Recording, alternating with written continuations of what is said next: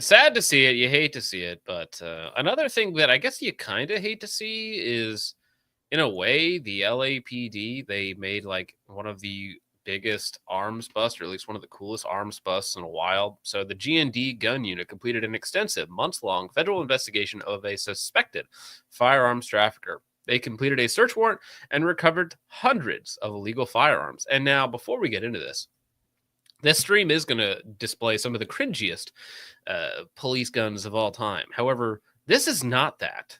This is quite the opposite. Well, these aren't owned by the police.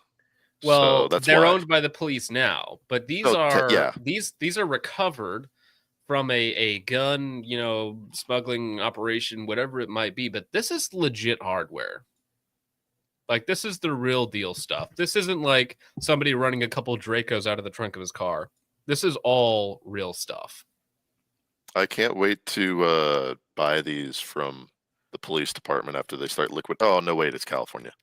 It's California. And the sad thing is, these are either getting sold to another department or getting destroyed in some way, shape, or form. But almost all set up like a real gun. We have scars, we have honey badgers, we have AKMs, we have the M110. Is that the one on the bottom right there? I mean, there is a lot of really serious hardware. I think there's even a Desert Tech Wolverine in here somewhere. There is a lot. These are and that's the thing too.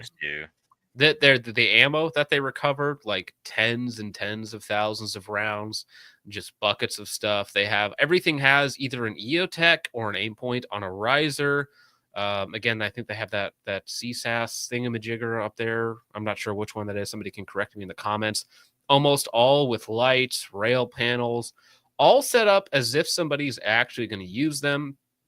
Again, buckets and buckets and buckets of ammunition as well. So whatever they actually were able to find here, just a insane haul of some of the nicest firearms I've ever seen in a police find, I guess. Lord, I've seen what you do for others. Yeah, can you do the same for me? I mean, because we're looking at BCMs, we're looking at that's a BRN 180 with a Romeo 5 on top, Unity riser, that's an MPX upper, or an MP. What is that? It's not the MPX. What's it called? The stupid MCX. That's the one. MCX upper on top. I mean, just a lot of quality. Some crap stuff, a few crap things. Like you have a Ronin tactical chassis up here, which is really, really lame. But we have what appears to be multiple scars, which is serious money being thrown around. This is ready or not level equipment. This is an enormous amount of money that represent. Oh, we're talking guns look like they were set up by white people. Yeah, dude, this is crazy. Yeah, and these are trafficked in California, which is like, are the gangs getting better, or is this like where were these going? Because I mean, we have at PLCs on Unity risers or the GBRS. I think it is a GBRS Hydra mount for that. I'll take. And then they have real lights on them. They have angled foregrips. Like everything is set up semi-reasonably. You can pick out cringe here and there. There's one here that's real bad. On a couple of these, it's hard to see at first glance, but they have fin grips. Like the fifth up from the bottom, right in that row you're on right now. That green one looks like that's. Well, I mean, we have a TA11 right with an offset acro. Oh, the gun above it though, it's got a fin grip, like on the actual pistol grip right there. Oh, I see what you're saying. Well, it is California, so some of these might actually be compliant, quote unquote, firearms, but the vast majority of them are not. Like we have a Q Sugar Weasel here with a Badger Ordnance mount with a T2 on top. Like there's some real serious stuff here. I mean, the optics themselves are very, very expensive. We have an Atlas bipod on a Scar Shorty with a buffer tube adapter. There's a lot of hardware here. Yeah, better setups than half the Discord. Over half the Discord. Dude, this is better setups than 90% of law enforcement in the United States.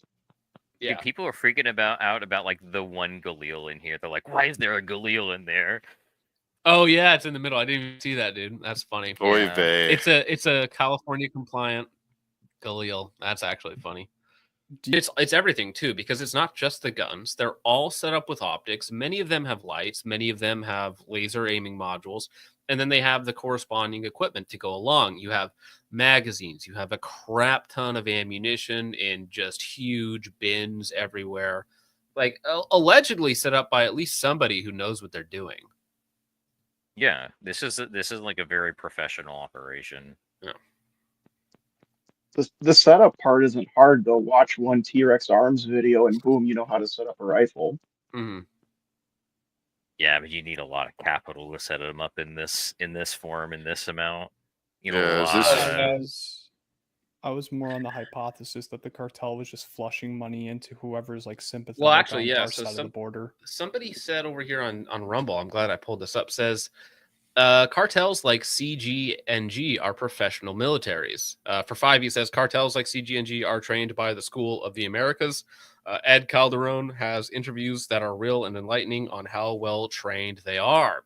So, I mean, if this is what certain cartels are running, like this is some pretty illuminating in terms of their capabilities. Damn. I don't think we've seen like a large scale organized cartel attack against law enforcement stateside yet.